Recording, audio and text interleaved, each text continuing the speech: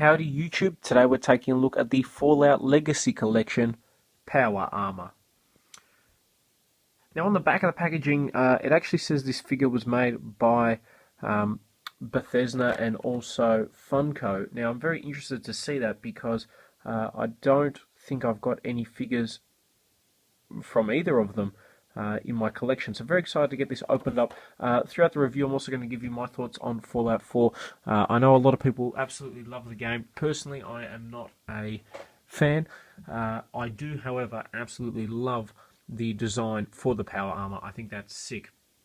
In terms of packaging, it's really nice packaging. I love the power armor in the background and everything like that. I think that looks quite nice. I'm also a big fan of the sleekness of the packaging. I always hate big bulky packaging. Initially I thought it might have been like a McFarlane figure just because it looks very similar in terms of packaging and scale and everything to some of the Halo figures that we've gotten, but unfortunately that is not the case. As you can see there, power armor, it's got some sort of logo at the bottom. Again, the thoughts on my game, I haven't played a lot of it.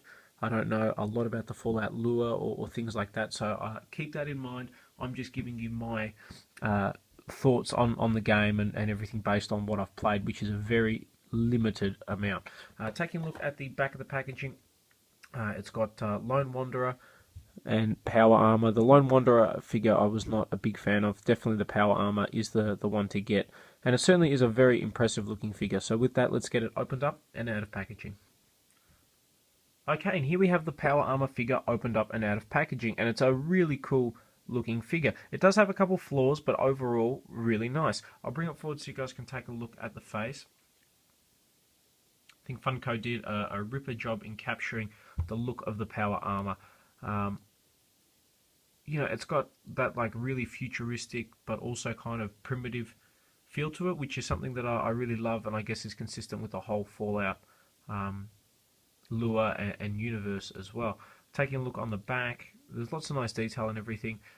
The fact that a lot of things are crooked and aren't necessarily even fits the whole post-apocalyptic style of Fallout, so that's quite nice to see. It is a very simplistic armor. For some reason, the helmet reminds me of like a stormtrooper. Don't know if that's just me or not, but it's definitely a very cool design, and I guess part of why I really like the figure as well. In terms of the actual game, the main things I didn't like about it, based on what I've played, is one, there is a shitload of loading screens, unnecessary loading screens, and you know my friends will defend it by saying, yeah, but that's because it's such a big map. Well, Fallout 4, Metal Gear Solid 5, Phantom Pain, GTA, there are a lot of games that don't have the loading screens that Fallout 4 has, and have 10 times better graphics.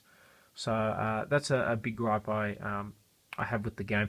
Bad graphics itself doesn't bother me. It would be nice to have a good looking game. I think the graphics are okay, but they're still not amazing. And if you watch, for argument's sake, Angry Joe's review, you'll see that the graphics are better than previous games, but still have a number of issues in them. Back to the figure, he's got very limited articulation. He does have like a ball jointed head, but it's restricted because of the pipe tubing on the back here. Ball jointed arms, ball jointed elbows, ball jointed wrists, so good arm articulation. He's got a swivel, it's like a ball joint for the waist. It doesn't line up properly, that's by design. Ball jointed legs, ball jointed knees, cool, and looks like a ball jointed ankle. The knee and ankle articulation is a little bit restricted just because of the way the power armor is designed, but you can see on the back there, still a really cool looking figure, visually very nice, that's for sure. He does come with this gun. I don't know what this particular gun is, so if you do know, please let me know in the comments, because that would be appreciated. It does fit in fairly easily, I hope. You can tell I haven't played much of the game when I don't know how to put the weapon in.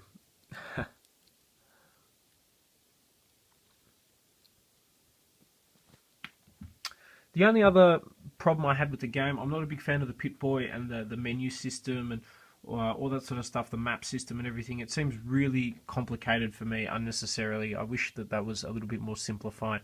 But having said that, I love the monsters and everything you fight. The gameplay is good. I've got no issue with that. So I think I'll progress a little bit more and play a little bit more of it. It's just not at the top of my list at the moment. He looks really cool. One thing that I'm noticing as well, there's a nice weathering effect to him where there's like a two-tone silver, which I think is quite cool. It's got, you know, like some black scuff marks and things like that. Definitely a really cool figure. Like if you're a fan of Fallout, then 100% I think you need to get this. But even if you're not, it's just a really cool display figure that you can add with your collection, and it looks really good. So I hope you guys have enjoyed this review on the Funko Legacy Collection Power Armor.